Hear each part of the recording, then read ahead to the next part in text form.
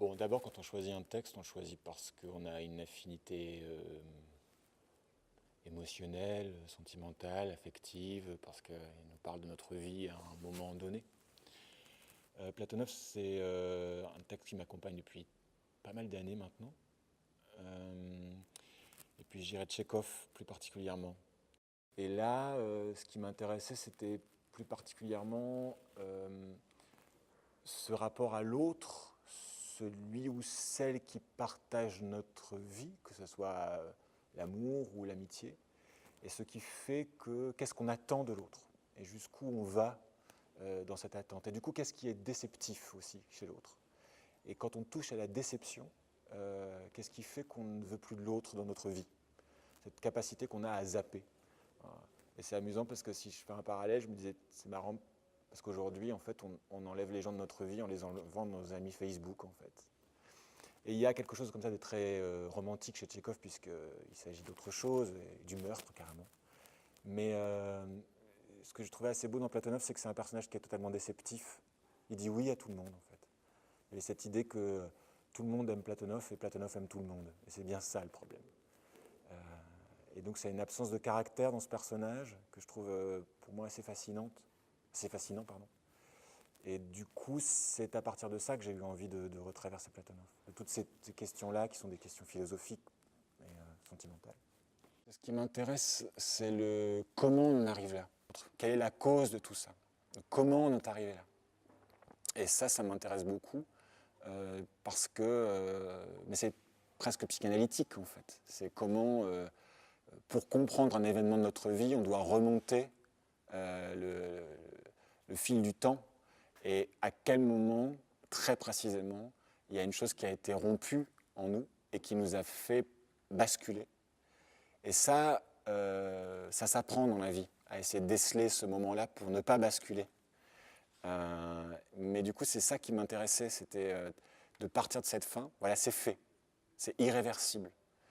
Et donc, de remonter tranquillement ce fil, même de manière chaotique, parce qu'au fond, rien n'est linéaire, était pour moi la dramaturgie du spectacle. C'était pour moi essentiel de le faire dans cet ordre-là. Ouais. Bon, moi, je fais souvent ça dans mon travail, de reprendre des objets littéraires existants, parce que je pars toujours du mot de l'écriture, d'un travail d'auteur. Et une œuvre me touche, me bouleverse, et j'essaie de comprendre à quel endroit elle me bouleverse. Des fois, ça tient à une phrase. Et là, du coup, dans le travail de réécriture, ce qui m'importait, c'était ces quelques phrases qui, moi, venaient alimenter cette obsession qui est la mienne, ou cette question qui est la mienne. Donc, en fait, ce qui a été assez, je dirais, assez simple, et en même temps qui permet de prendre des décisions, c'est que l'aspect historique de la pièce, même si en soi, c'est pas des pièces historiques, les pièces de Tchekhov, mais ne m'intéressait pas. C'est pour ça aussi que j'ai enlevé les prénoms, enfin les noms des protagonistes. Il n'y a rien de russe, en fait, déjà dans cette pièce. C'était travailler sur un effet de réel aussi, ça pourrait être nous. Et donc c'est aussi nos prénoms. Il n'y a pas besoin d'aller se raconter plus que ça. Et puis qu'au fond, les enjeux, les liens entre ces êtres, qui sont principalement des liens amoureux, là c'est des questions d'amour, c'est pas une question d'époque, là. Ça peut être n'importe quand.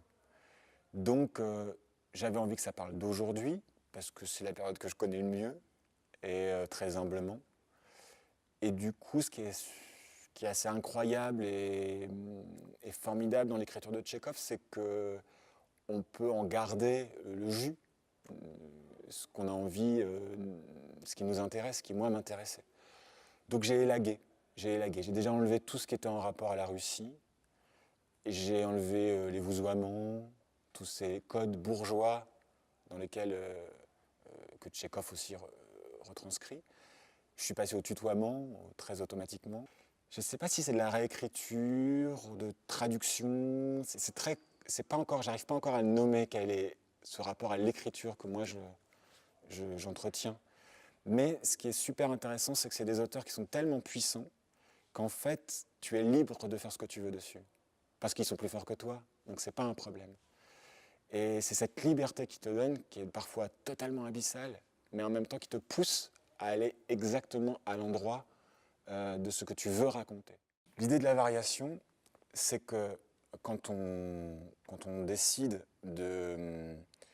d'associer, j'allais dire, les phrases, comme j'ai décidé de le faire, c'est-à-dire que j'ai fait un collage, c'est-à-dire que j'ai pris 5 personnages et j'ai décidé de mettre toutes les répliques de chaque personnage dans la colonne du personnage. Et puis, ensuite, tout ça a créé des monologues, en fait. À l'intérieur de ces monologues, j'ai décidé de garder certaines phrases et pas d'autres. Et donc, ça a créé, en l'occurrence là, 4 monologues. Et donc, c'est quand tu colles les phrases les unes après les autres, il y a une forme de cohérence, puisqu'ils parlent du même sujet, mais d'une phrase à l'autre, parfois, on a l'impression qu'on saute du coq à l'âne. Et cette idée de variation, c'est ça. C'est cette idée qu'il y a une phrase, et puis ensuite une autre qui peut ne pas paraître en relation directe, de manière réaliste, naturaliste, avec la phrase d'avant. C'est cette idée que, quand on parle de variation, c'est aussi une manière, comme je le disais, de restituer la pensée chaotique. Et pour qu'elle soit, parce que ça m'importe que ce soit quelque chose, une œuvre artistique, c'est-à-dire que là, je décide, moi, que c'est aussi quelque chose de musical. Ce n'est pas juste des fous qui parlent dans leur tête. C'est qu'il y a aussi une musicalité. Ce qui fait qu'on travaille, et ça, c'est le propre de ce travail-là, c'est de ce spectacle en tout cas, c'est de solliciter l'oreille du spectateur. Et donc quand on parle de variation, c'est l'idée que chaque phrase a une musicalité qui n'est pas complètement, qui n'est pas en rupture forcément, mais qui a sa propre valeur. Et du coup, on écoute comme on écouterait un très long morceau d'1 heure, et on ne peut pas tout entendre, ou tout comprendre, ou tout écouter, mais parfois des choses nous parviennent. Un mot nous parvient, une intonation, une respiration, un détail, ou toute une phrase, où on arrive à être concentré 10 minutes, et puis ensuite on est happé par autre chose. L'idée de la variation, c'est ça, c'est cette espèce de rapport à la langue qui est complètement dans un flux continu aussi. Et s'ajoute à ça la nappe sonore de ce spectacle. C'est-à-dire qu'il y a tout un aspect, pour le coup, de musique qui vient non pas derrière le texte, mais parfois un peu au-dessus du texte, et qui est encore un autre espace narratif. Mais en fait, quand je parle de variation, de manière globale sur ce spectacle, c'est vraiment en lien avec ce que j'appelle moi le cinéma pour l'oreille. Donc, le langage est une manière de chanter, presque j'allais dire, le texte. C'est comme ça que j'arriverai à l'expliquer aujourd'hui.